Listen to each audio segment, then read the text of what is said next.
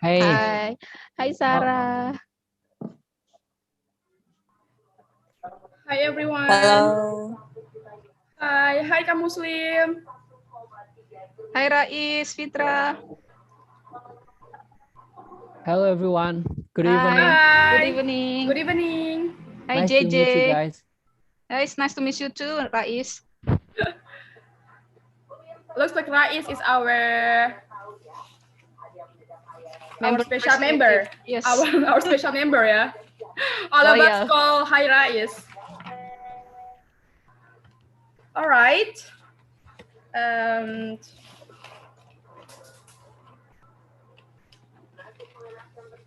How are you, Ishraki? Are you now, Raki? Looks like you're outside. Get off the room. This is just the background. Oh, okay. Oh my god. Okay, Karaki. All right. Can I open this class now? Yes, sure. Anna, all right. you may start. All right. Good evening, everyone. Welcome back in Britzone class, and thank you for joining our class this evening. I hope you are all in good condition. All right. Before we start this class, I want to introduce myself. My name is Anna, and then I'm MC for today. So maybe you will see my face till us around 2 hours. Just be patient, please. All right. I think we need more time to wait till another participant joining us, because I think we have a lot of participants here, right? All right. Before we start the class, I want to say hello to you guys. I want to say hello to Nada. Hi, Nada. Nada. Hi Kana. Hi, Kanada. Wow, you look so cute. Oh my God. You You're look more. no melting. This is Right. the effect of phone cam All right. and filter. I know. So, Nada, do you have any expectation about our class today? Yes, I have. Actually, the title is so ear-catching, and I thought, oh my God, how can I learn from these companies in only 1.5 hours? I'm curious about that. Yeah, thank you. I'm sure that you will get a lot of benefit from here. So, hoping you enjoy the class, Nada. Thank you. Thank you, Kana. You're welcome. All right. I want to say hello to Kak Liana. Kak Liana, hi. Hi, Anna. Hi. Almost the same name, Anna. Liana. Oh my God. Call me Aina. For make it different. Aina, how are you? Aina, I'm fine. How are you? Good. I'm good. Really? Yeah. So how was your day today? Pardon me? How was your day? My day is really, really beautiful because I can see your smile today. Say you may be embarrassing. Okay, so I am very excited on today's topic because I can't expect anything. So we'll wait. How is it going? Okay. Anna, please unmute yourself, your microphone first. You muted yourself. Really? Okay. I'm so sorry. So, because the topic today is really different from another topic than before, right? It's about company, so it must be really interesting for us. All right. Is all the participants already here?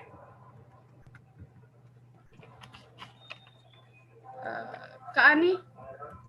Yes, I think you may start your announcement. Really?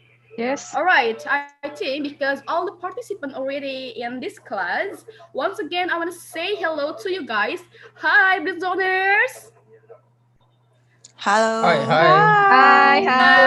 It's nice to see you again, guys. To see you guys. Nice to meet you guys. Hello. Tonight. Hi. right. Before we start this class, I want to give you some announcements about Britzone. For do you guys that don't really know about Britzone? Britzone is a non-profit organization which is focusing in English education. And then Britzone is powered by committee and conductor, which is voluntary. All right. Britzone is an open platform, which is open for all of people from several backgrounds. So they can just come and join us to practice. Britzone is not only free charge, but Britzone also try our best to give up. Britzone always trying our best to give you experience to speaking English without judgment. Next. All right. In Britzone have 3 classes in a week. In the first day, we have Britzone speaking class, which is held in every Tuesday. Start at 7 p.m. and are focusing in public speaking, which is speech, debate, and interview. For the second class, we have Britzone Betterment series, which is always held on Wednesday. Start at 7 p.m. and focusing in touches for skills in English, like listening, writing, and speaking. And the last class of the week, we have Britzone Fun Day, which is always held on Saturday, start at 11 a.m. And of course, this class will be fun days in Learn English. Next. All right, here's our social media. You can follow us at Instagram, Twitter, Facebook, and of course, we have a YouTube channel. So, who both of you which is cannot join this class, you can also watch our live streaming in YouTube. So make sure that you already subscribe our YouTube channel, and also Britzone have a website. Next. All right. As you know, Britzone is a non-profit community, non-profit organization. So how do we run our community? Of course, here we sell our busy merch and busy merchandise. We have a t-shirt, tote bag, and also notebook. So for more information, if you want to buy one of them, you can follow our Instagram Britzone merch, and then or you can do order by WhatsApp and this number. All right. And also Britzone sponsored by Superpower sponsor, Library of the Education and Culture Ministry. We also have an offline class actually, but because of pandemic, so we do online class like we do right now. But don't worry, you can still sign up for becoming member of the library to access impressive resource at Instagram at Perpustakaan Dikbud. All right, guys. After the end of class, we have a class tradition. So please don't leave our class. Don't leave main room after we end the class, because we have class tradition, taking picture together. And then don't forget to give us your feedback at this link, bit.ly/busyfeedback 2021. Thank you. So I think our conductor is already here, and he's ready to give a superpower topic for us. So please welcome our fabulous conductor, Kharisma, Cendhika. Hello. Welcome. Hello, Hi, everyone. Kharisma. Cendhika.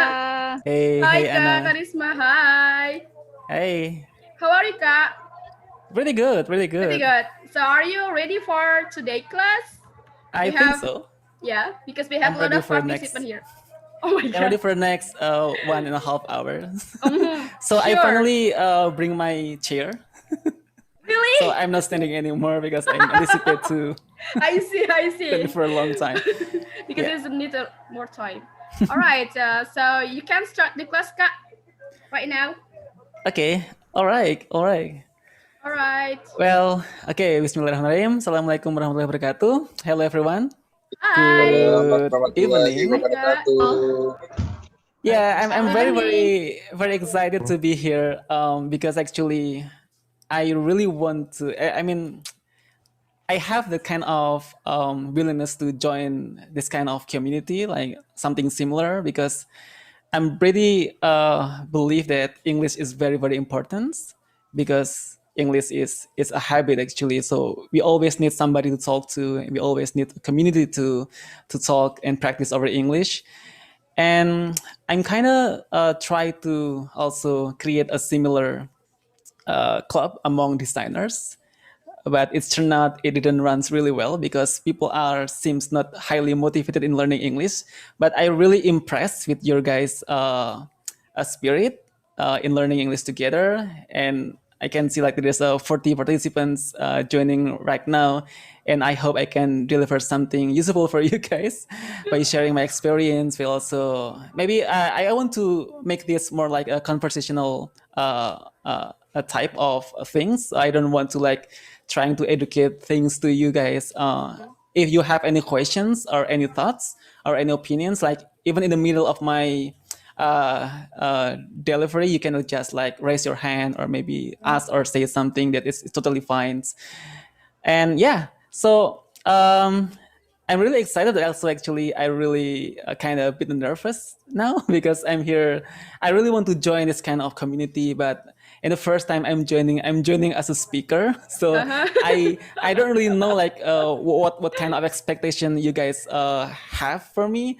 Because initially, if this kind of conversation, this kind of conversation club is about learning English, I doubt that my English is broken. So it's actually like just perfect. It's super perfect. Yeah, because initially I don't have any kind of formal education in English. I don't have any kind of like taking English course, like intensive English course. I never had that kind of experience. I learned English by myself. I love to playing games, and I still remember like when I'm still in the elementary school, I play video games a lot. And when I play video games, I play like that kind of role play games, kind of games, like Final Fantasy, and maybe some of you guys already know about that, and that kind of games that have that kind of story. And what set me different than many of the kids in my era, like when you have that kind of dialogue in the game, most of the child is gonna like kids gonna like skip the conversation.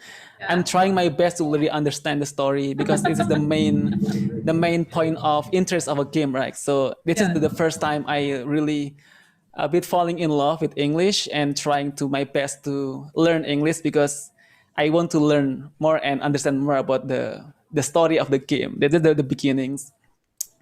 And yeah, as you guys can see, the topic of today, actually, I don't want to brag by working in the top 500 companies, but this kind of thing that I want to share for you guys is that kind of unexpected journey that I have, because believe it or not, I'm currently working in a top 500 company. It's $1 billion company in the United States of America, and there's 100,000 of employee around the world, and I'm the only Indonesian people in the department. Yeah. Oh my So god. I'm the only Indonesian people. I work with people in Chicago and Atlanta as the member of the enterprise UX team in General Electric.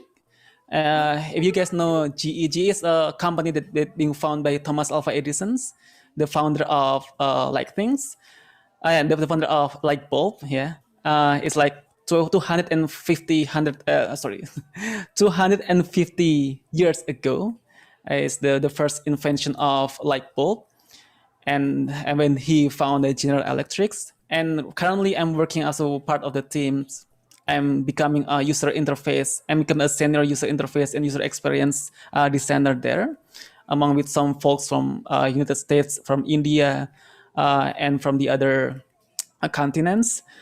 And frequently, I've been working on the company for like about 4 years now. I usually like coming back and forth to United States. Like in 2019, I'm staying in the Atlanta and Chicago for like 9 months. There's a lot of things that I learned by working there on site. And most of the time, I'm working remotely from Indonesia. And I can say that the workloads of working in the top 500 company is not difficult. As you can imagine, like working in a big company, you might think that it requires a lot of skills, it requires a lot of expertise, and there's a lot of pressure. But in fact, it's not that difficult. Maybe I can say that working in the local company, like working in startups, working in like in the small to medium business, is much more have more pressure than working in the big company. But I can say what's difficult is how to get into there, like how to enter that company, because it's a long process. You might have to conduct some screening, some other stuff that kind of thing that's difficult to enter. And the funny thing is, because I actually enter the company, I don't expect anything. I mean, I never dream of working as the employee in the company. So I can say that my journey that working into GE is something unexpected, something that I never wanted before. And this is just happening. I mean, it's just because actually I'm not applying to GE, but GE actually hired me to work there. So yeah, I want to share more about that later. You can also ask me a question about that. But before going further, I forgot I haven't introduced myself. So hello everyone. So my name is Kharisma Cendhika Putra. You can call me Cendhika. So actually, yeah, you can call me Cendhika. It's my middle name. Hello, bro. So hello, bro. Hello. So I was born in Bantul, Yogyakarta. So I'm sorry if my English is a little bit medok. And I spend most of my time in Kertosono, Nganjuk, Jawa Timur. Must be improved for your practice. My God. Yeah, so if any of you guys coming from Jawa Timur or coming from Yogyakarta, maybe someday we can like meet in person. So I love playing games. I love traveling, and honestly, when most people think that I like reading, honestly, I don't like reading. I want to be honest about this. I'm not that kind of clever man. But the thing is, I always curious. I always like to explore things. I love to like trying to research by myself. So one of the things that I really motivate me is because I want to know something rather than I read a lot of book. I try to motivate myself to learning by myself, by exploring, by looking for something that I interested. And currently I live in Yogyakarta and I work remotely for the company, but also I manage my photo and video business. So as you can see, somebody, when I have this kind of online meet up, many people asking like what kind of camera you have, what kind of setup you have. So I can say I can do this because there's a lot of equipment in my studio that I can use, because in this pandemic situations there is not of things going on, so a lot of things that not being used, I just put it together and having this kind of setup. And yeah, I had a lot of hobbies and it's keep changing. When I'm still single, I used to love photo hunting using camera. I do mountain biking, and the craziest thing I do with my photo hobby is one time I went to the temple. So one thing I really like to do is to take a photo of a star trail of Milky Way. It's a very, very rewarding experience when you're able to taking picture during the nights on the sky. It looks like it's a blank space. It's just a black. But when you put your camera there and you're pointing upwards and you press the camera for a longer time, it shows that kind of galaxy, Milky Way. It's a very, very rewarding. Really? And yeah, and then one time I have that kind of motivation. What about if we taking photo of the sky, Milky Way, but with the foreground of a temple of Boko Mountain, Boko Temple in Jakarta. And what I do is I I going out at 3 a.m. in the morning. I went to the temple. I trespassing. I trespassing the security, and I staying on the mountain in the 3 a.m. in the morning. I know it's very, very crazy that I do that. And the other thing I do as a hobby, I love to do mountain biking too as well when I'm still single. And I also have do mountain biking in the middle of the night. So going to mountain in the night and cycling in the mountain in the night. So it's a kind of crazy thing to do. But since this pandemic, I don't really go out a lot. And I prefer to stay home as much as possible. So I changed my hobby into something more subtle. So I do playing racing simulations, which is like playing video games with steering wheel, driving a car, but in the games. And yeah, it was interesting because I actually have a racing team. It's called Java Sim, and we actually register in some online championship. So if you want to support me, guys, I want to have that race in the next week maybe. So oh my God, yeah, racing against some people online is very interesting. And in the next month, I'm going to have like 6 hours non-stop driving. Racing is going to be crazy. Yeah, maybe you guys have any question about introduction so far? Some other thing you want to know from myself? All right, thank you, Kak Sandy, to share about your experience, your hobby, and also your topic for today, the unexpected journey in top 500 company. Mm-hmm. Well, related to your topic for today, it's so interesting, yeah, because we can discuss a lot of things here, right? Yeah. So I just want to give announcement to the audience, especially for today, because usually we always have a slide for the class, right? So I just want to announce the audience that today we don't have any slide. So today we will just do like a fun way to know about the topic today. So yeah, you guys, the audience, you can ask about something that relates to the topic to our conductor. Yeah. Yeah. So ask as many questions as you might have, and I want to. It's more like conversational driven things rather than I just presenting. So like talk show, yeah. Like yeah, talk show. yeah. So today we will do more Q&A. So please ask our conductor, our fabulous conductor, about anything which is related with the topic, the unexpected journey in top 500 company.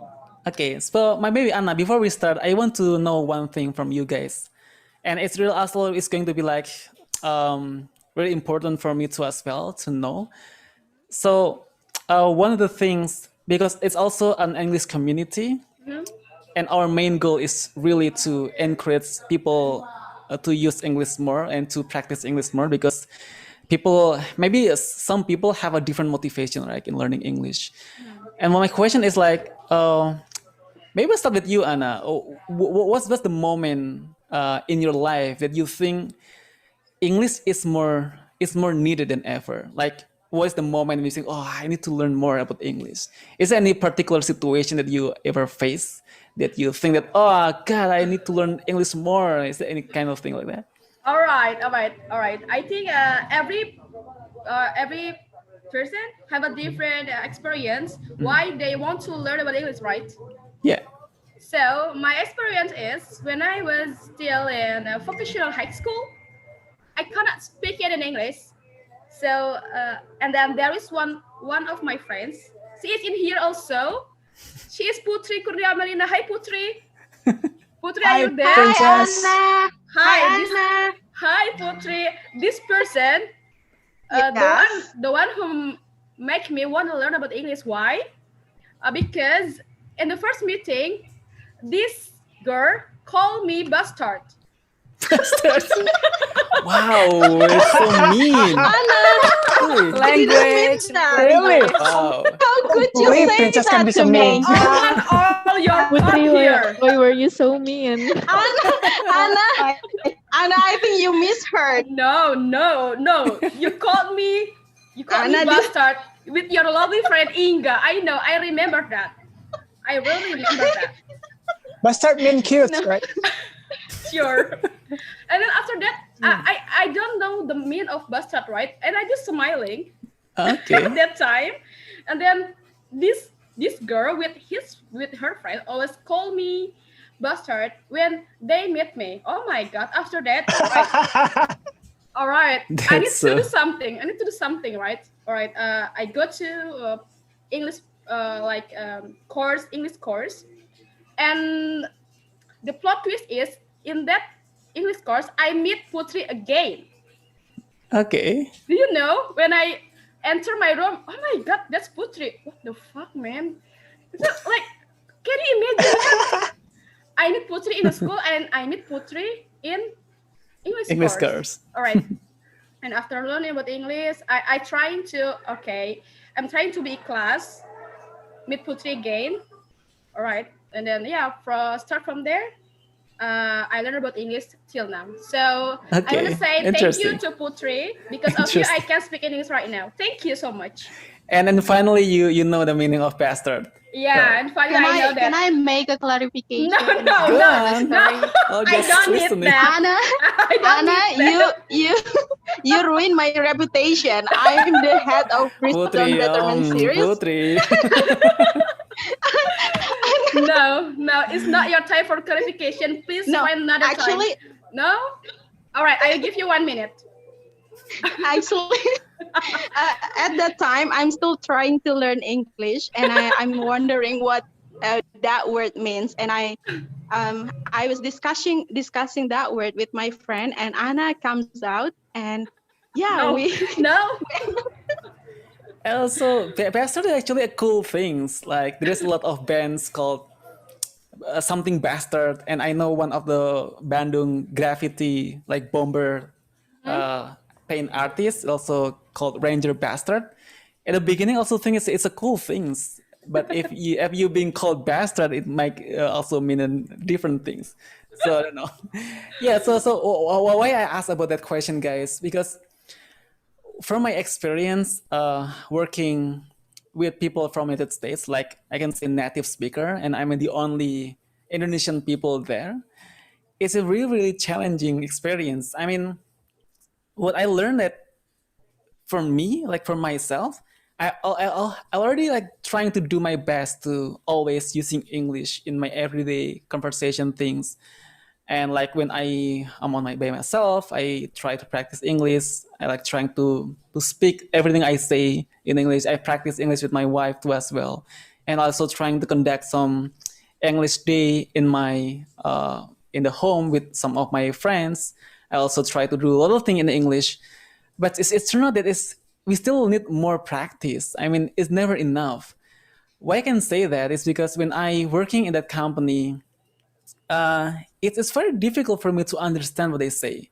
And I'm trying to be honest with I'm here. So working with people, with native people, like they're speaking so fast, like ultra fast, like even they're using some slang language. And most of the time I don't understand the jokes. So it's kind of weird exchange situation sometimes. And maybe also usually like when you're working, like in that kind of a work culture environment, like in the company, like many of your friends are like having conversation and you're working. I cannot do that thing in parallel. So I need to really focus on listening people to make myself understand what they say. And I'm unable to do that also by working. So it's kind of a exhausting experience to just focusing on people speaking and while also working. It's kind of impossible for me. And I don't know what to say about this. I might be wrong. I might be wrong about this. Maybe some of you guys can clarify, and maybe it's just based on my assumption. But it's so easy to say that a country like United States are like a country which has a lot of tolerance, like there's a lot of races and there's a lot of ethnic that lives in the United States, and the people tolerance are very, very good. And there is no racism anymore. It's easy to say that. And people not judging each other based on its color. But I can say that people are easy to judge you by your communication skill, right? So when you're in a company, in the professional levels, you're Asian, when you're like from Eastern, from any country, we are equal. And you're not judging people based on country or ethnicity or color. But when you speak English, it's not easy to be understand. People will judge you different.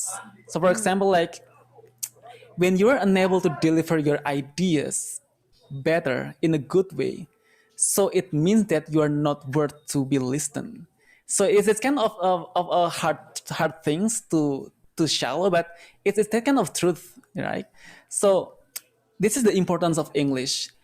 And what I can say that I'm not that kind of ready to face that kind of situations, right? So when you're having that kind of opportunity to working with people from the United States, so when I had that kind of opportunity to working with the people from the United States, so actually my first offer when GE offered me a job in as the UI UX designer, they offer me to relocate to United States. So I'm going to move from Indonesia to United States. I'm going to stay there and working there as the employee. It's kind of exciting, but also it's kind of make me very, very nervous because I'm not ready with my English. What will I do there? I mean, how can I communicate with people in the United States because my English is not that. I think my English is not good.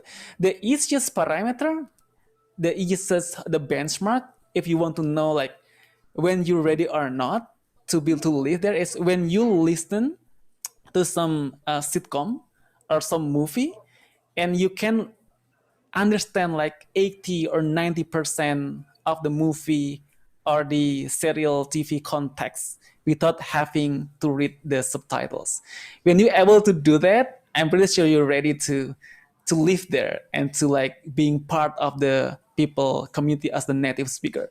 But when you're still unable to understand or barely understand what the context of the movie or maybe listening or a song, I can say that maybe you will face some challenges, some difficulties in that kind of particular things.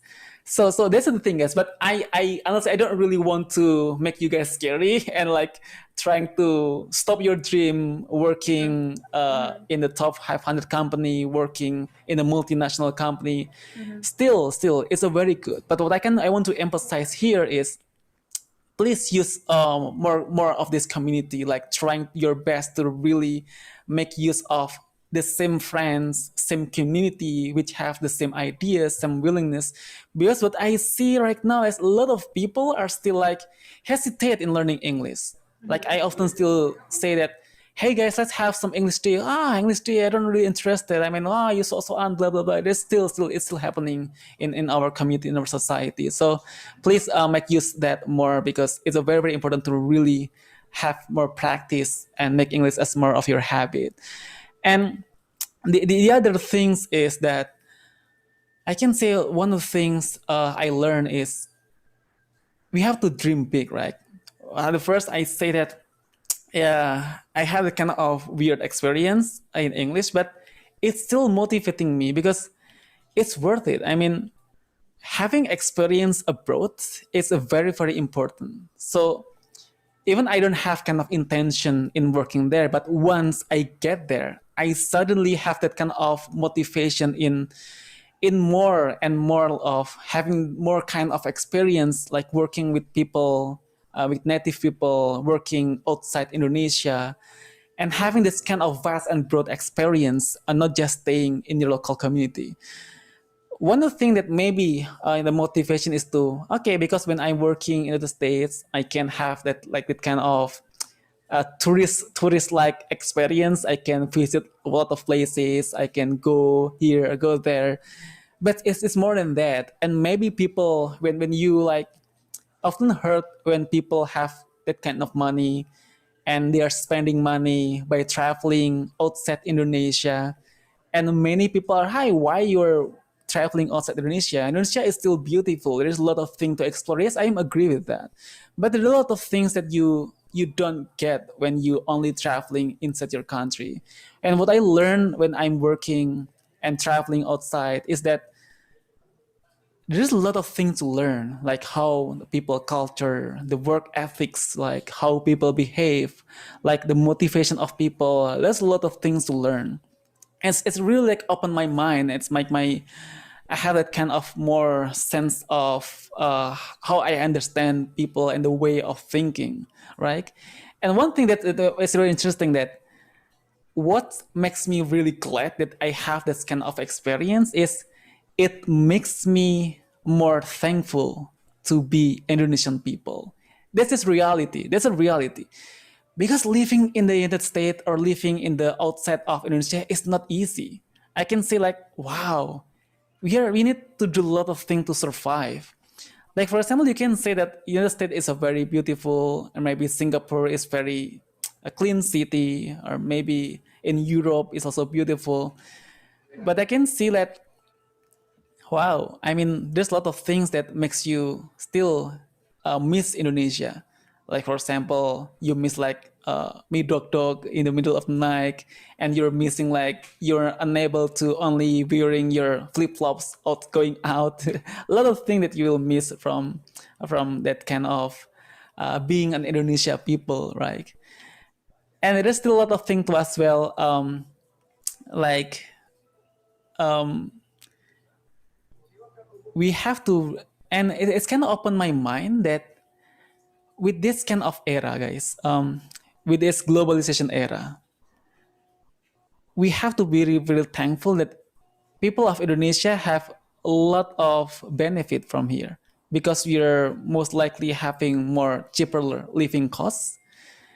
And with this globalizations, that mean you still have that kind of same opportunity by working remotely, but that kind of conversion rate is kind of different. So for example, like in the website, when you visit like freelancer.com, like upwork.com, there's a lot of job available globally when every people can hire for that kind of job remotely. And you only need to apply that. And when you get that kind of job, along with people from other country, you can save a lot rather than people from United States, for example. Like for example, like when I'm working in my class, in my level in the company, maybe in Indonesia it's I have a car, like I have car, I can driving anywhere without having to get into rain or anything. But many of my friends who work in the same company, in the same level like me, doesn't have a car in the United States, because the tax is different, and because the tax is much higher. Believe it or not, people in United States have to pay like 40% of their salary for tax. 40%, like almost half in your salary. It's just for tax, not to mention about the living costs, not to mention about how expensive the parking lot, how expensive the gasoline, anything. But in Indonesia, you can save a lot. I mean, it is the thing that have to make yourself is really thankful and glad to be Indonesian people. And the other thing is like being a Muslim, it's so difficult to get halal food there. And the other things too as well, I also met a lot of Indonesian people there, like university student who get scholarship there. Many of the people like think, hi, it's so nice to be a student who study in other country. And when you go and see his Instagram posting, you often see they're like having fun. You're like going to some places, and yeah, it's a kind of experience. But in reality, maybe I also see that you this community also invite some of the people who study in outside Indonesia. And the reality, when I have a conversation with them, they have to study 10 times harder than people that originally coming from that country, because that kind of language barrier, that kind of a lot of things. So it makes me respect more with the people which actually study or working there, which originally coming from country outside United States. So that's the first thing. The next thing I want to share about the work ethics that I learned. That's I think it's kind of we can learn some things from the work culture and work ethic from the top 500 company that I work in. But before that, if you guys have any questions. Okay. Thank you, Kak Sandy, for the experience. Really interesting. I got a lot of things by listen your experience. Okay. Anyone want to ask something about Kak Sandy experience? I go to you as question, may I? Okay, Saskia. All right. Saskia, yes, please. So I'm curious about the work circumstances that you've been work there. How you gain a relation between the other, like in Indonesia office, maybe we have we call it a toxic relationship between coworkers to get a high position, or maybe you feels like you met with the other low performance, or have you ever feel like there's a people who have a two-sided face, something like that? Interesting. It's a very good question. Thank you. Okay, this is the thing that I want to share in the next topic. So I will combine it for the next segment. Any question? All right. Then Kak Cindy will answer in the next session. This session. Right. All right. Thank you, Kak Saskia, for the question. And then hello. Anyone? Okay. Hi. Hi. Hello, Kak Cindy. Hi. Yeah. Okay. I would like. Hello, Kak Cindy. Hello. My name is Sarah.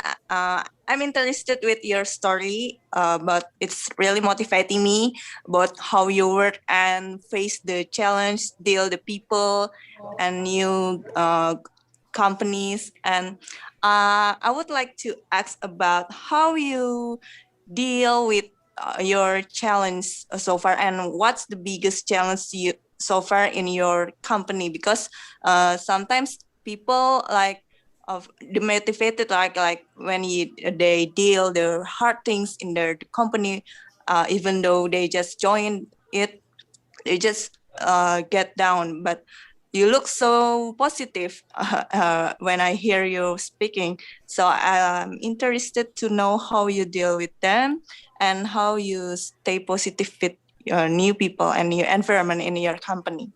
I think I think it's enough. It's my question. Thank you. Welcome. Okay, so I might want to answer this question first. Yeah, so it's really interesting questions, Sarah. So basically, I'm in such a unique positions, because actually I was hired by the company. Maybe a little bit short story. I haven't shared this before. I still have actually. So I work as the freelance UI UX designer since 2012.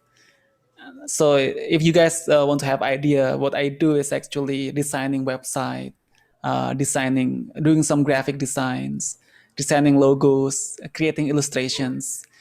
That kind of profession that doesn't really require a lot of thought. Doesn't require a lot of communications, because what I do is just basically I sitting in front of computer and just working all day and night and just delivering the result. And the only things that I need to say to the people is just here we go, here's the result, please give me feedback, blah blah blah. And other than that, I don't have to really sell the ideas, right? But when I'm moving to this kind of new world, this is the user experience and user interaction designs. So basically, it's kind of shifting from just being a visual designer, just executing some visual, into really try to understand our user and trying to communicate the ideas how we can provide a better solutions to the applications, to the website we're designing. And we are actually tackling some problems that our user might have in their experience while using our applications. And what I do is actually trying to improve my communication skill, trying to practice. And that kind of experience is kind of unique. It's because I was hired after I won a design competition. So there is a website called topcoder.com, which I joined as the competitor. So it's like a bounty format challenges contest. So Topcoder is launching some contests. And for example, like there is a project of website redesigns.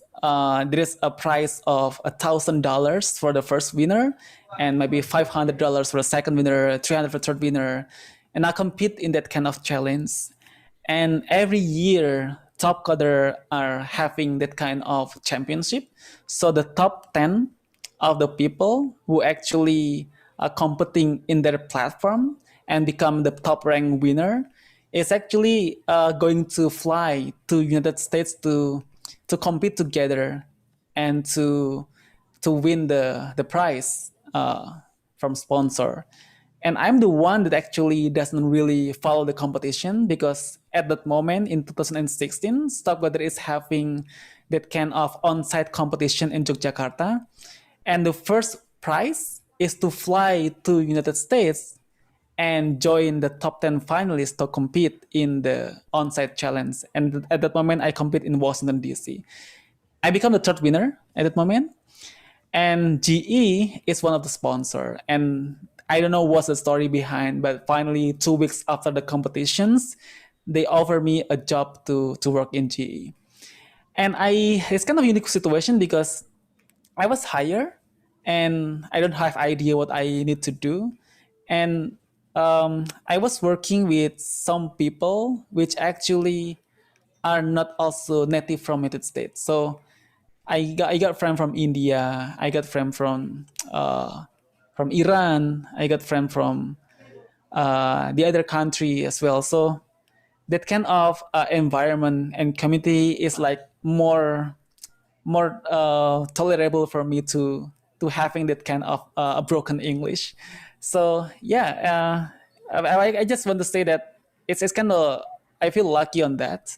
And if you ask me about what do I do in order to stay positive, I just want to make sure that I don't really do something that is bad. I don't know what to say. So as long as I perform well in the company, and because my job mostly requires a lot of work in front of computer, so it doesn't require me a lot of a chance to speak.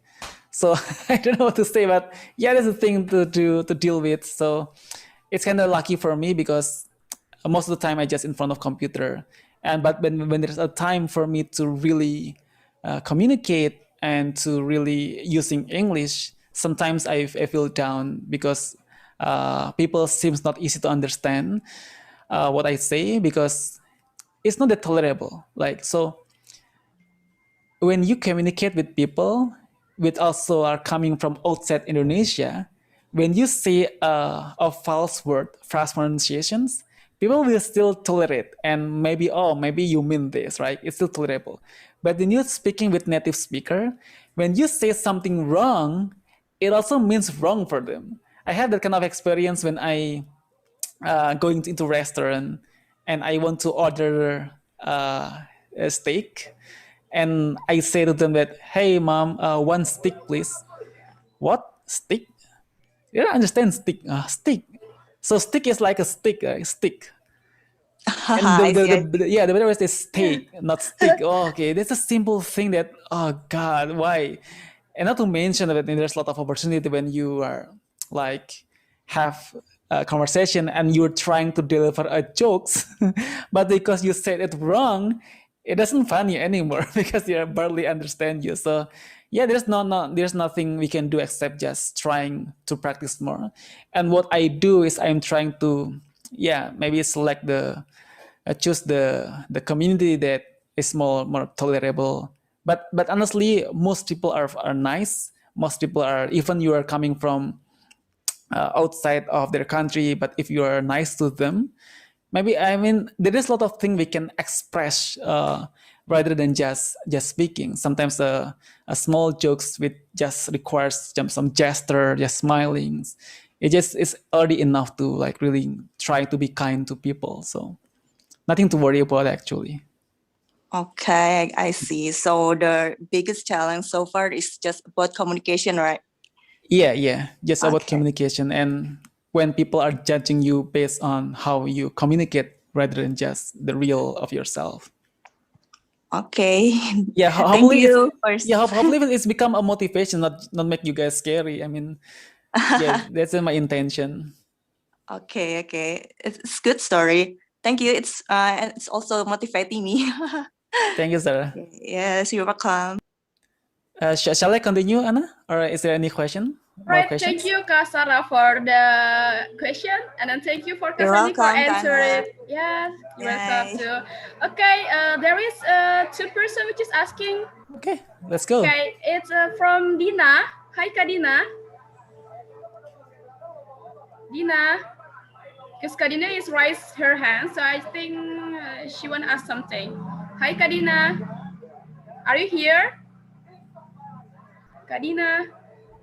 All right, I think she is not here anymore. Okay, there is one more person which is asking. Is wait. Rainov. Rainov is raise his hand. Hi, Yeah, Rainov. it's me. Yes. Do you have any question for our conductor? Yeah. Please. Okay.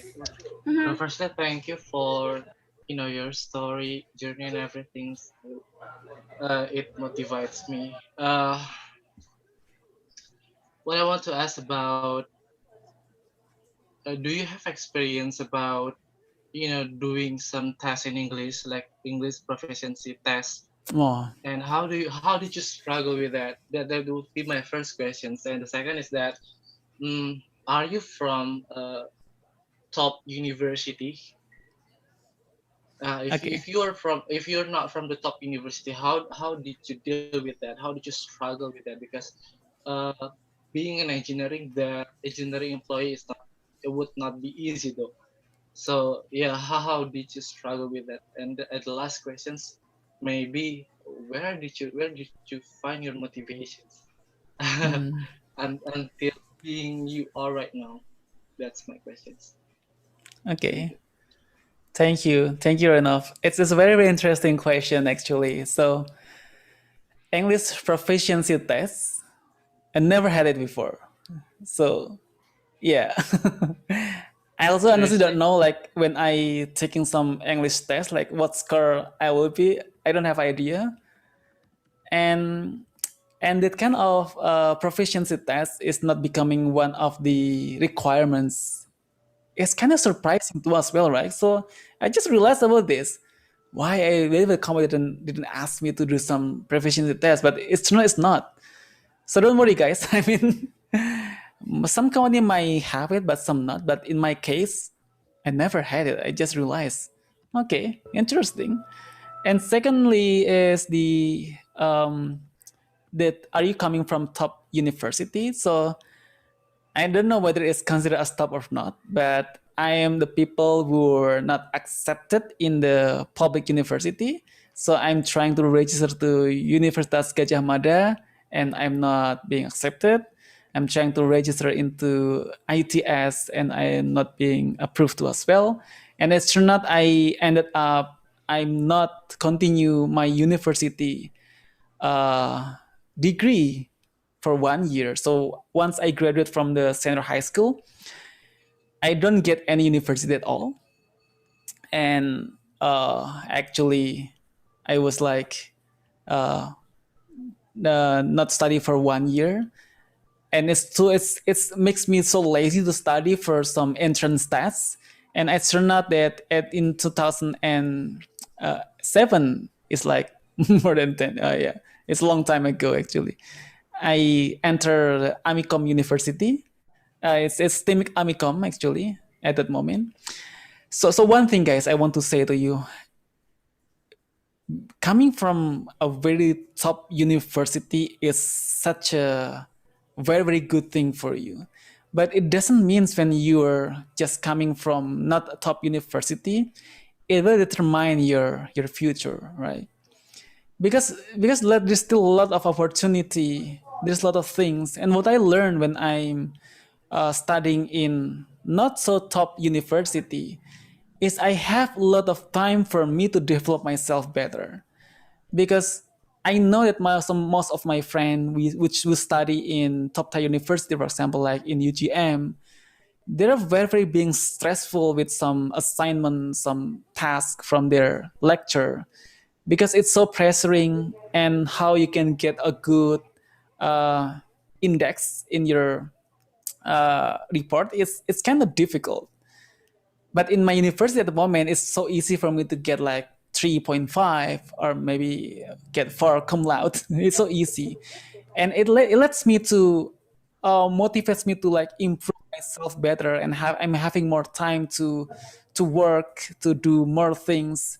So it's more like your motivation. Like, you being in the top university means that you will have a lot of opportunity, but also when you're in the not so top university, it means that you still a lot of room and to improve. And what I can say that from my past experience, like winning a competitions and being approved in top 500 company, they doesn't really see where I comes from, because currently what the company do is to looking for talents rather than just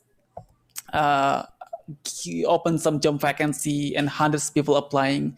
They are more active in looking for some talents, and your main purpose, it has to be like trying to be different and trying to be stand out. I mean, that is the most thing you have to think about, rather than just thinking about how I can get into top university or something. So still, I hope that's also motivating you guys. And what the last thing is how I can motivate myself. So I don't know. So I can say that I consider myself as lucky. So there are a lot of things that happening in myself from my journey, from what I say to you guys, that in the beginning I don't really aiming to working in the multinational companies. I just feel happy to working from home, just doing some freelance job, having more time to spending my hobby. It's already fulfill me, but I don't know, like suddenly company like GE hire me. It's unexpected. I don't never think about that before, right?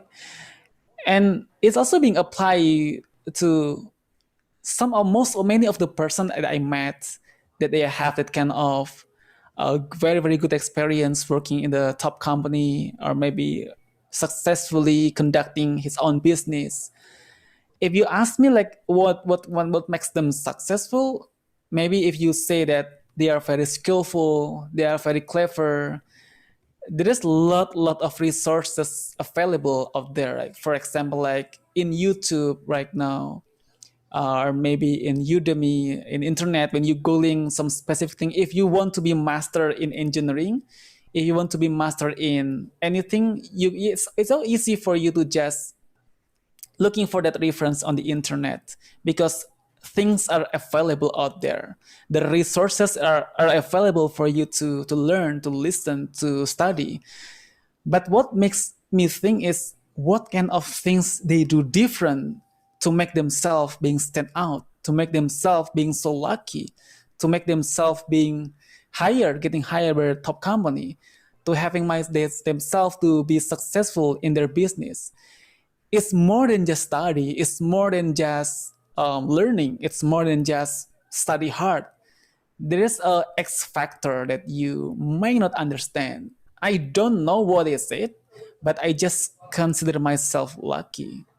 So I don't really able to answer, but my motivation is just to really being useful for any people, for other people. Okay, I want to share a little bit story about this. This might be relevant. So I still remember, like in the company right now, when this pandemic wave, there's a lot of layoff being happen in many company, and it's also happened in my company. Like GE and Wabtec is actually laying off thousands of people because of the efficiency. And myself also like thinking, oh my God, I mean, wow, do I become the next people to be laying off from the company? But it's turned out I'm still here. I mean, I have been working like 4 years in the company, and it's turned out that it has been like 5 or 6 or 8 people in my team are getting laid off because of many things, efficiency, but I'm still survive. And what I do things different, it maybe also becomes one of the next topic about the work motivations. It actually become my other types in the other segments. So working in the big company is slightly changed my motivation of working, right? And it also being when I see what motivates other people working. So previously I love to do things like and coming from a freelancer and coming from people who actually doing work, getting paid, doing work, getting paid, and working in the as the full-time employee, which is getting paid monthly. It sets me a different motivations. So there's a kind of experience that I have before. So in the first time when I'm working in the company with other team, I get some assignment along with other people, other teams to design a website. And when it is time for me to present my result, many people impressed with my result because I can finish the full complete design in just 2 days. Like for me, it's just a common things. It's just like something that I used to do, like working that kind of fast working is something that I used to do. But the motivation of people working in the company is different. What I can say, it might not be applicable for all, but if you can do it minimum, why you have to do it in a maximum way, right? Because people are tends to like working as minimum as possible, enjoying your life, enjoying the spare time. But what I do is I'm trying my best to really work in the best, deliver the result the best, trying to do as best as possible for myself.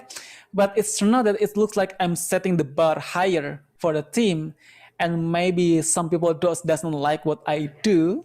So it's not that it's kind of contradicting with the kind of work culture in the company.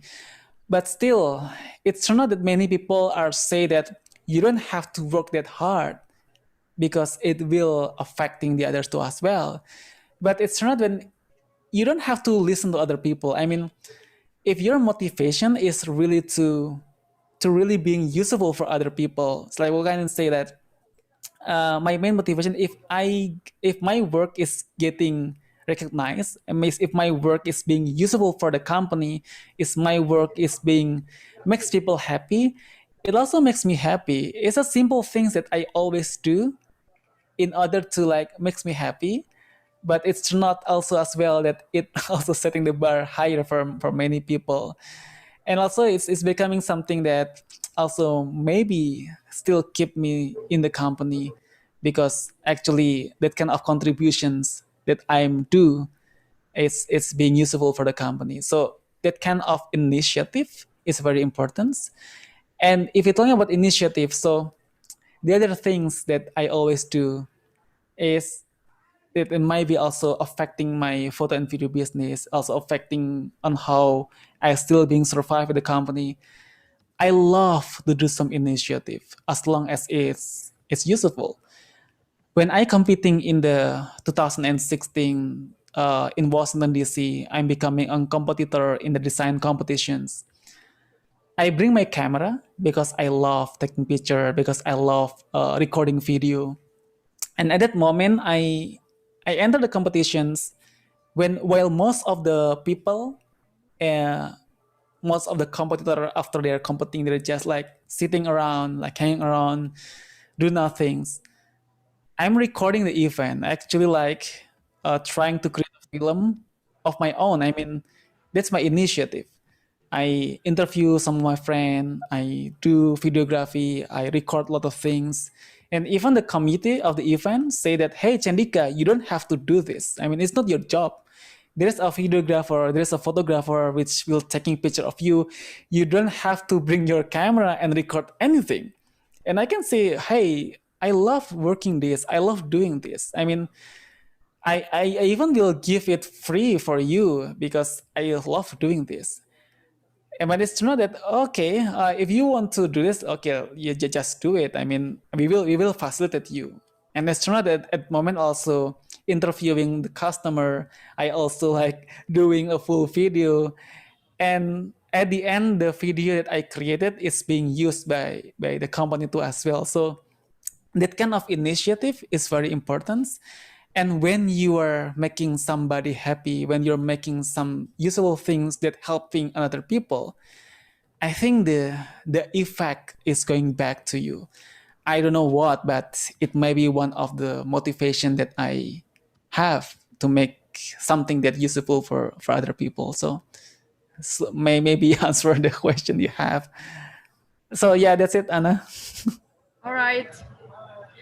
Actually, we have a lot of okay. Thank you for the question, Kak Rainov, and then thank you for the good answer, Kak Sandy.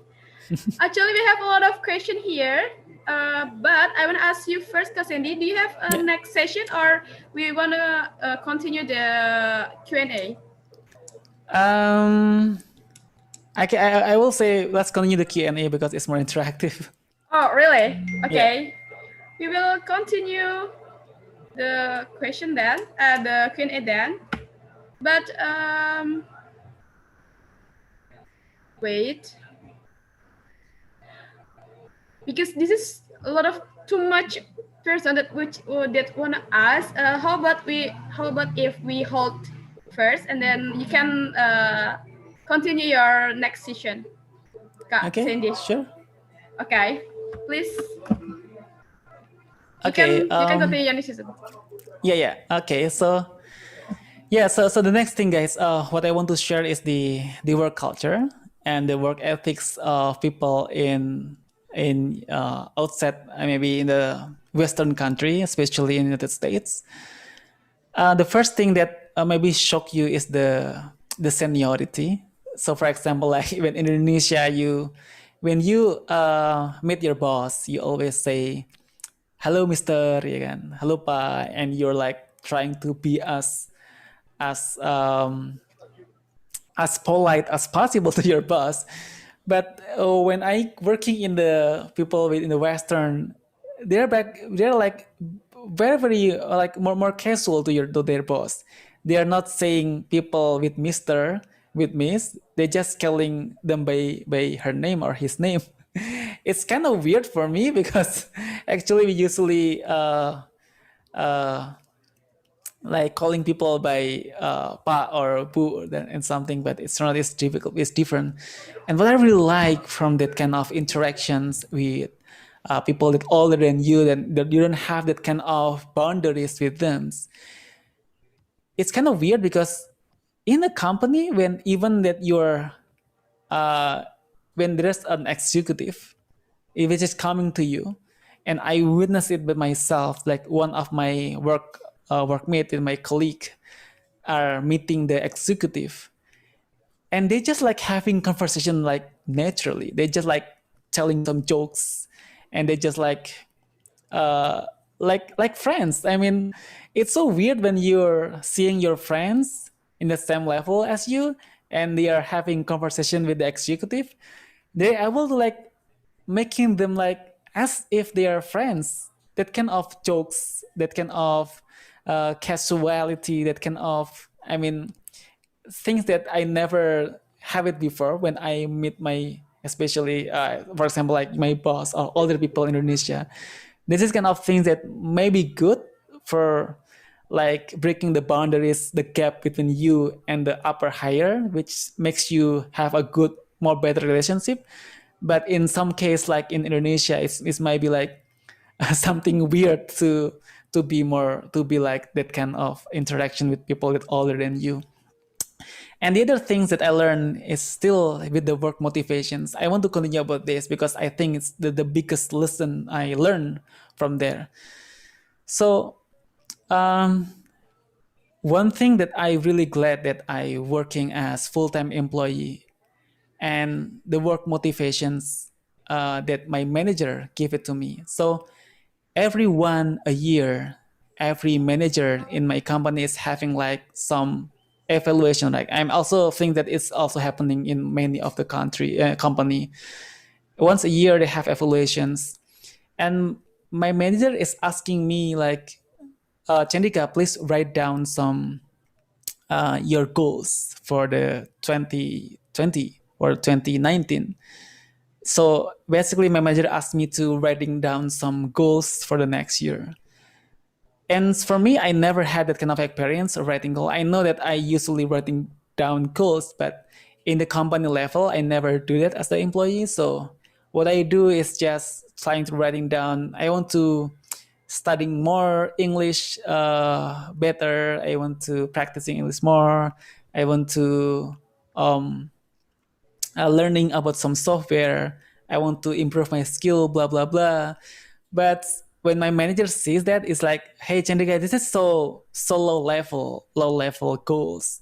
What I need to learn from you, what I need you to do is to think about high level goals. Like, what do you want to become? And what do you want to be in the next few years? I mean, this is something that I'm not expecting from when my manager asked me, because it's more like like personal goal. Like, so when the company asks you to write down a goal, I think I can write some things that it will be useful for the company. But it's not, my manager is just trying to know what I want to be. And if I want to be a senior level designer, it means that my manager will give some task, some assignment to me that's only related to the things that I want to become. So people in the United States, in America, in Western country, it's so individualistic, right? So they only will working based on their career aspirations. So for the things that they want to become. And it's so nice when you have a manager that only it's really want to make sure that yourself is being fulfilled. So this is the main goal. I mean, working in the company is like just working in the company. They're just making money. They're just a big corporation that want to making money as much as possible. But my manager is really want to make myself, the employee, happy. So they don't want to push me like mesin uang, and not like that. But he want to make self being fulfilled. So only giving a task, giving assignment based on my career aspirations that I think I learned. And the other things is the professionalism. I mean, when people are working in the company and you have that kind of job descriptions, it means that you only working based on the job description that people give to you. And it's kind of interesting experience for me, because people from Indonesia and also people from outside the United States, maybe, or outside the Western or the first world country, tends to like know a lot of more. I don't know what to say, but for example, I can do photography, I can do videography, I also do design, I also do illustrations, because there's a facility. Like Indonesian people tends to be consumptive. When you have a hobby, you're spending a lot in the hobby, and I have that hobby of photo and video. So when I coming to the United States, that I bring that kind of equipment, and my co-workmate are saying that, hey, Cendhika, you can be a professional photographer by just doing this. I mean, just doing that kind of photo and video things. But also I turn out also doing some designs. And in the company, I do a lot of initiative. I do a lot of photo video. When I coming there, I'm taking photo of my friends. I ask them to post. And even the company are not asking me to do that, I just do it because I love of creating something and making something that people's happy. And they're not comfortable to photograph, but I'm still doing it. I force them to post. It's a weird and awkward situation, but they actually enjoying that. And it's funny because, hey, I asked one of my workmates, and when is the last time you have a photograph of yourself? oh, it's like a 5 or 4 years ago. I mean, oh my, really? Like people in Indonesia are like to do camera, are like to photo of themselves and just to be post on the social media for Instagram. And they're not like that. I mean, they're only focused, really focused on what they do. And there's an opportunity when I got assignment from the company and I'm on a meeting with a lot of people, with some director, with some supervisors, and people are there are really strict about their rights. I mean, when you're getting some jobs that it's outside your job description, it's okay for you to say no for it because it's your rights. One time, because I'm a designer, I'm a UI UX designer. One time, one of the director are asking our team to working on some infographics. I almost say yes because I have that kind of capability of designing things, but it's not that my manager say no. Oh no, it's not our job. It is a direct level. I mean, director of another department asking your help of designing something that you actually could do, but they are saying no because it's out of their job description. So it's kind of different, and the directors is understand it. Understand. I mean, like okay, they can accept it, but in Indonesia it will be different. Indonesia is like your manager, your director are doing the best to like make the most of yourself. Even when you have that kind of skill, it will ask you to get things, even force you to do a lot of things that you're unable to do it. And yeah, people are really respecting the other, respect your time, respect your energy, respect your skill. If you say no, they will not force you to work there. So that's I think I like from working there. I mean, there people are really respecting yourself, and the other like the personal life, the weekends things, they are really respecting the vacations.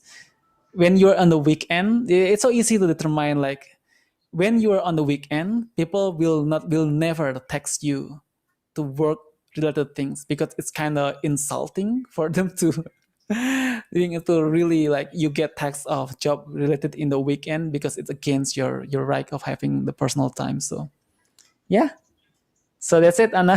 Hopefully you're guys not boring about what I share. I know there's not no presentation. I just talking, but hopefully it's more casual. Anna, you're on mute. No, actually, it's really interesting because I get a lot of experience from here, right? And I need more your story about your experience, but we have a limit time here. So okay, I will go to another participant, which is raise their hand, right? We have a lot of person here, so I wanna say hello to Dina Astika. Dina Astika, hello. Hi. Hi, Kadina, do you have any question for our conductor? Oh, yes, please. Yes, please. Okay. I have question regarding to your work experience. How do you manage your work-life balance, and how your company ensure that the employee has that? And then the second question is how you mingle with your colleagues or your friend.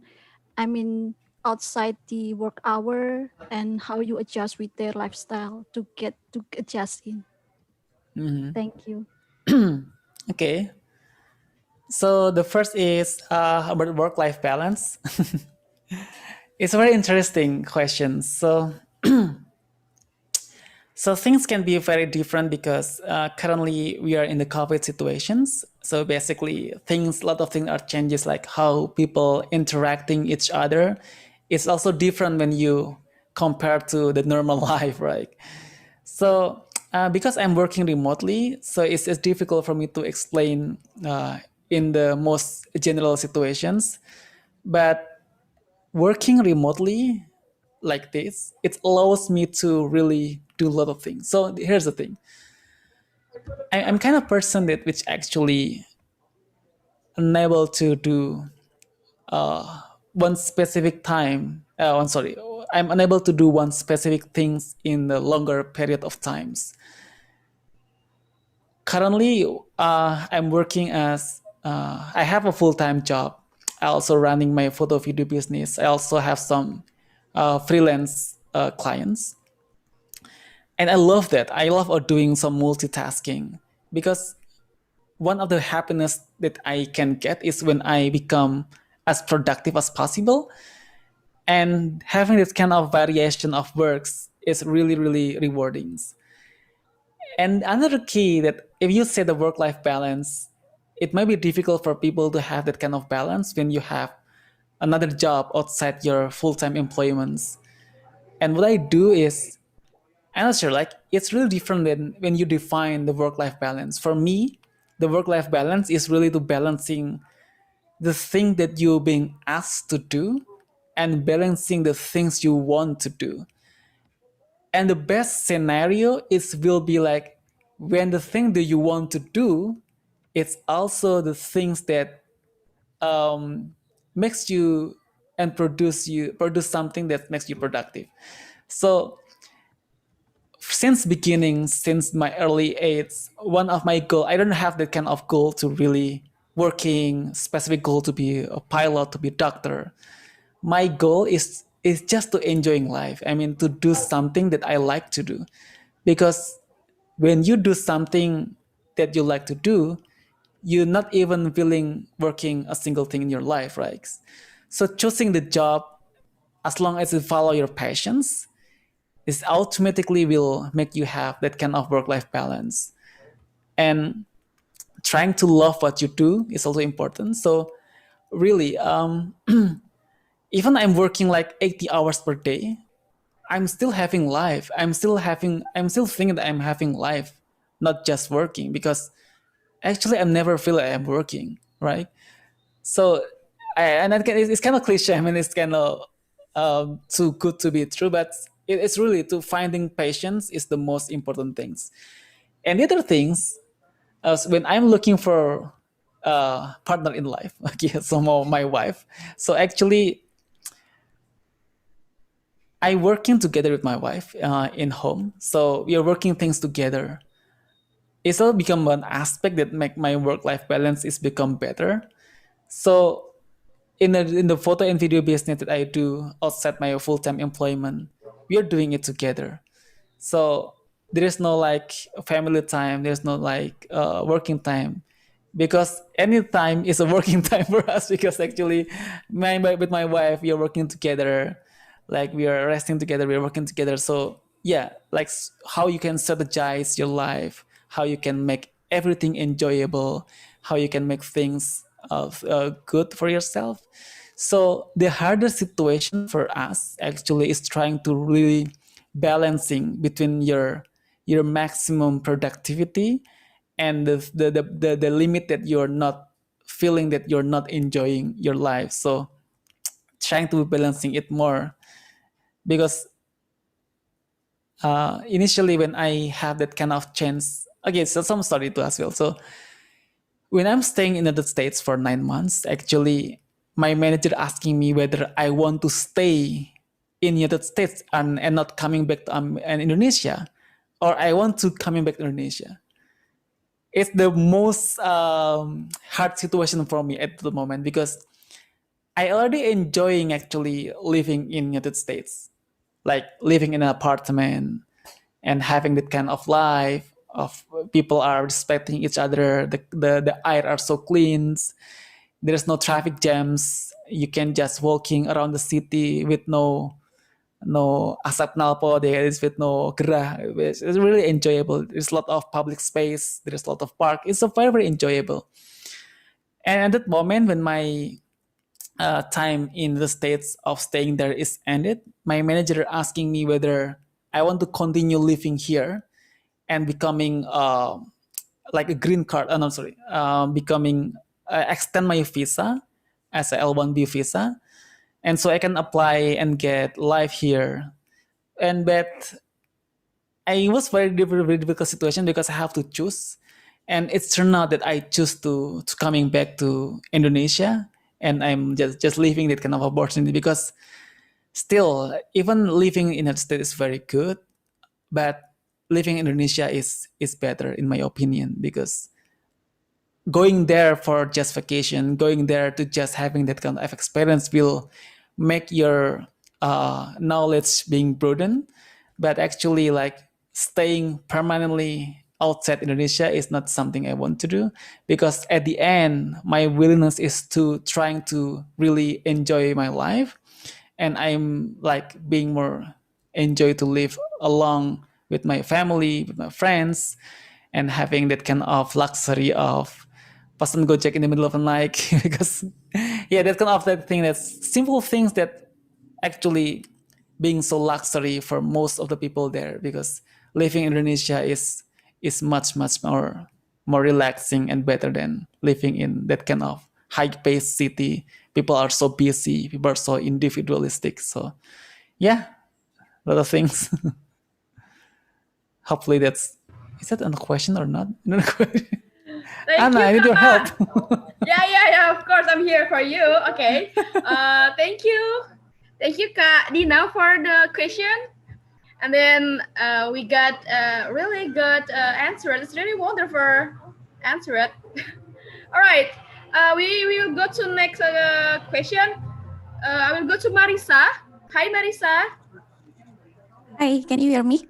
Yeah, I can. Yes, please. Okay, hi, Cendhika. Hello. First, I want to know, it's your current company is General Electric? Yeah. Okay, it's a great one.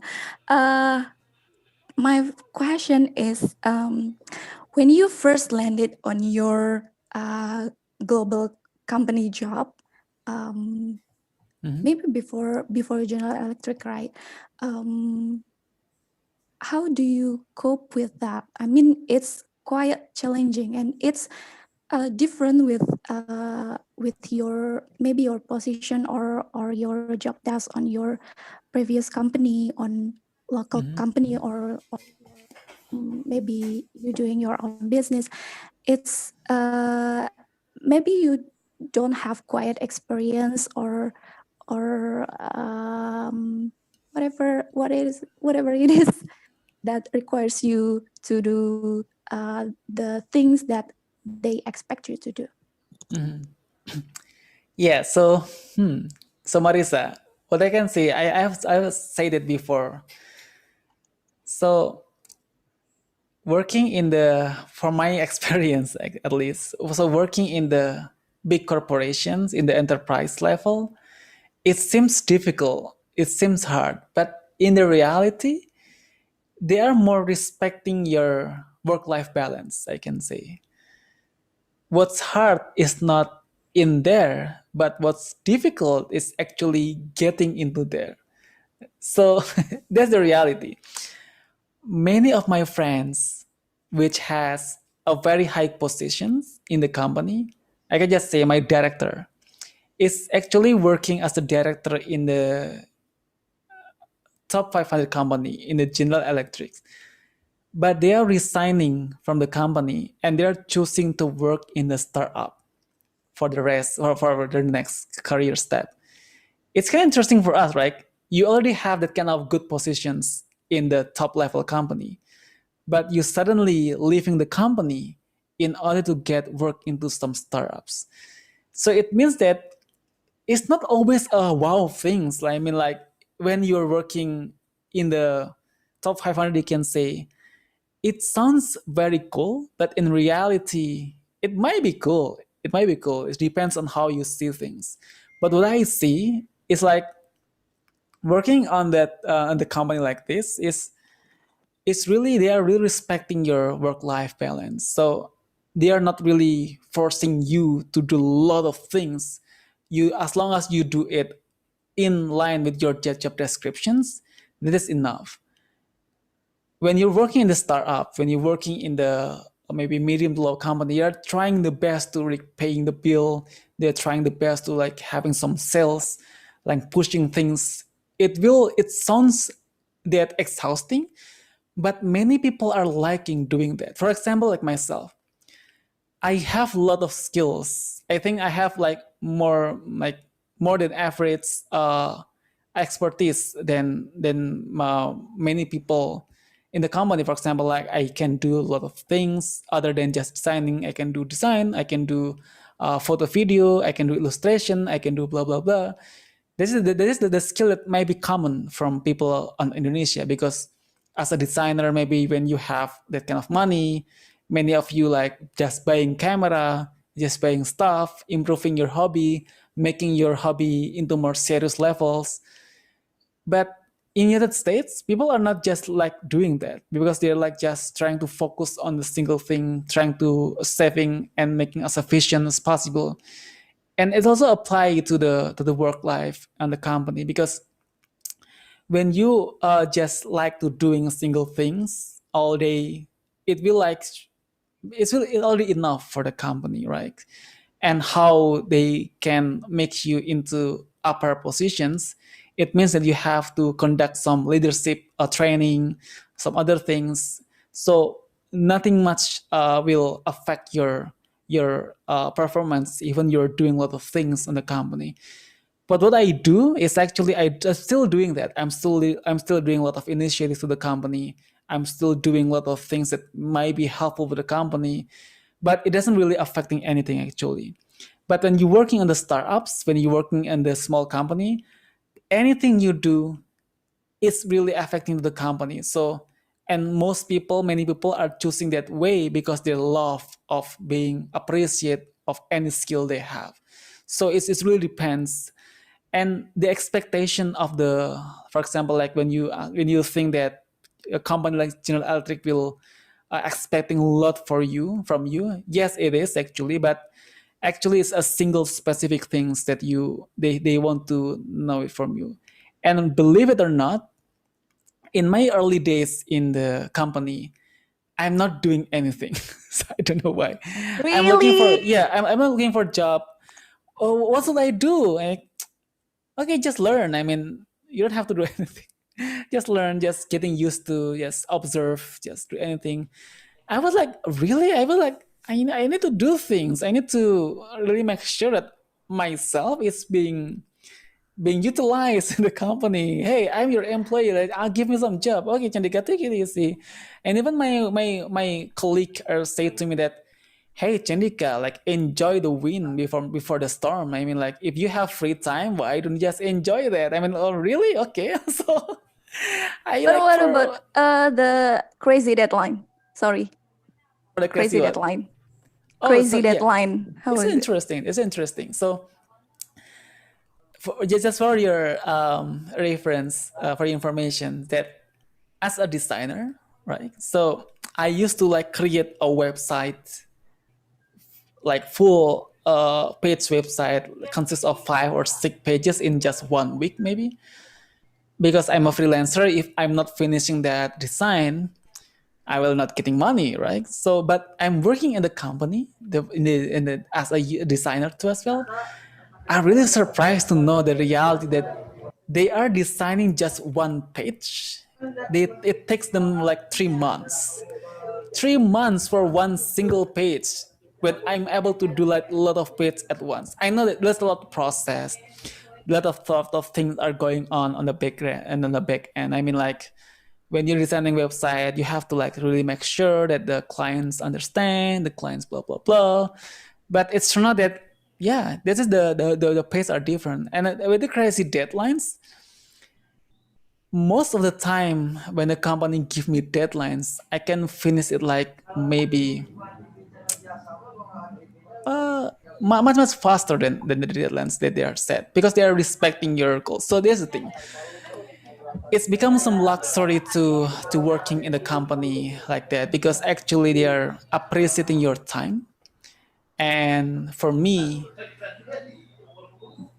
being able to delivering a good output. So here's the thing, it's a quality over quantity, right? So it's always like that. So it also makes me learn that when you're being asked to do something, it's not just doing, right? Because working on that kind of level, you're not just operator, you're not just like doing things that being asked to you, but actually you're giving them recommendations. So basically research, learning, It's become the first phase that you need to do before working on anything. As a freelancer, I always like when I getting some job, I'm working it immediately because I want to finish it as soon as possible so I getting paid.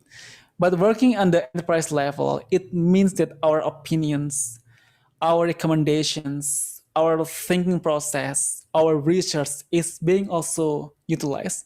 Your manager will appreciate you more if before you're working some job, you're doing some research first, and you're not just doing the things that you do, but as the mature employee, as the people who actually deserve to be respected more, you actually able to give the company recommendation based on your findings. So it's more like the process is different, and I learned a lot from that. And for now, I really want to utilize my time in the company. It's not just like sapi perah to the company, which I utilize 100% of my time just working, producing. But it's more like 50% of my time is more for my self-development, because so when I can develop myself better, I can also giving a better result for the company. So respecting how you can giving recommendations, respecting how you're doing some process rather than just focus on your delivery. So yeah, that's some luxury of working on the 500 companies, I can say, because it gives you more time to learn, it gives you more time to develop better rather than just giving you tight deadlines. Your manager are forcing you to working during the weekends. Your manager are forcing you to like working as fast as possible. No, it's not like that. Your manager is really want to know you growing. Really, your manager is really want to know you being fulfilled by working in this company. They are not giving job that you don't want to do, because when you're doing things that makes you happy, then the job also becoming delivering a good results. And they're appreciating more about your research, about your thinking, your thought process, rather than just a quantity of your work. So yeah, these are things. Hopefully it's like opening your mind on how the work culture inside the top 500 company, I can say. Is it answering? Yes. Of course, it's answering not only one question, but a lot of questions of our heart. Oh. Yeah, I want to ask. Yeah, really. It's not only answer one question, but I think it's answered a lot of questions that already made by all of audience in here. Okay. Right? So thank you for the answer, and thank you, Mari, for the questionnaire.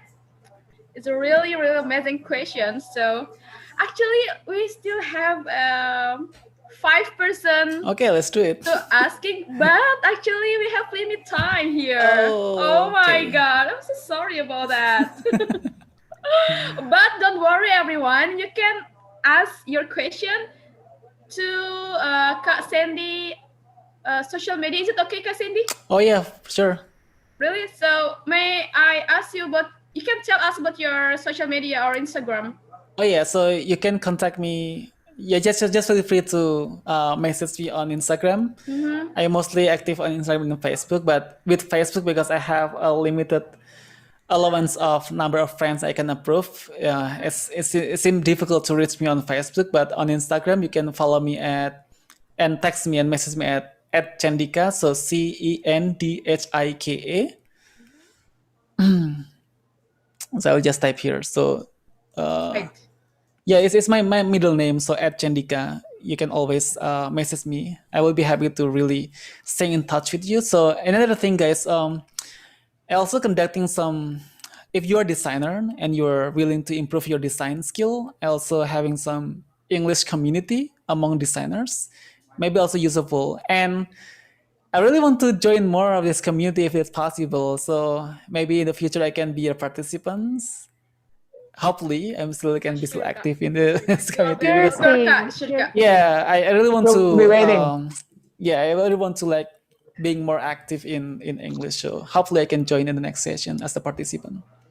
Sure, you can join us as a conductor, not participant. Because I need you to ask conductor. I also want to learn from you guys.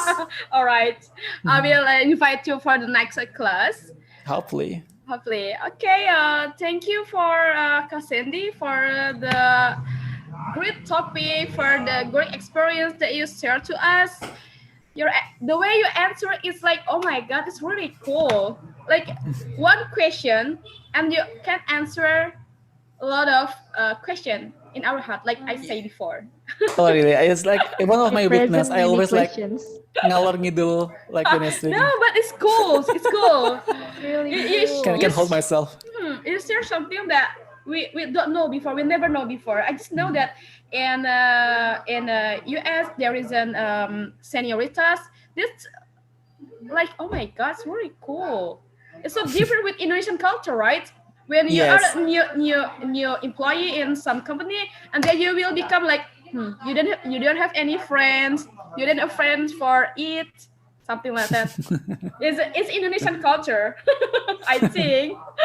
So the time is limit is over of the time. Do you have a last statement for us, Cindy? Yeah, maybe I just want to say that keep doing the great work, guys. I love to see that you guys have a very good motivation in English. I'm very, very sure it will be useful in the future. As I can say that I regret that I don't really active in English in my like in the beginning of my college. I just like playing around. If I know that it can be happen earlier, I will really like studying English harder and harder because communication skill is a very, very important. So good job for you guys. Keep it up. Bye, Kak. Thank you, ya, Kak. But wait, don't leave the main room because we will take the photo session. This is Britzone traditional. Okay, Rere, you can take over here. Yep. Okay, guys, this is our last agenda, which is photo session. So please turn on your camera, your webcam. Yay. Show me your smile or your fake smile. Make it until you make it. Yeah, fake it. Come on. Make it until you make it. So I have 2 slides. I will go to the first slide first. Okay, I will count. 3, 2, 1. Again. 3, 2, 1. Okay, the next slide. Keep your smile, please. 3, 2, 1. Okay, 3, 2, 1. Okay, that's all. Thank you for coming. Okay, thank you for coming, guys. Thank Thank you, Thank guys. you, everyone. Thank you, Kak Cendhika. Thank you, Kak Cendhika. It's nice to share with you We guys. still have class for tomorrow, guys. Make sure you come into a Wednesday class. We have a great topic there, yes. Yep. Thank Kak Cendhika, you. please stay with us here for a while. Attendee, we will still have another session, yes. Sure. Stay, yeah. Guys, Thank you, see you everyone, for tomorrow. coming. Bye-bye. See you tomorrow, guys. See you tomorrow. Thank you. Stay safe. See Stay you well, tomorrow, everyone. guys. And thank you. I'll see you tomorrow. See you tomorrow. Yes, thank you, Denny. Bye-bye. Bye.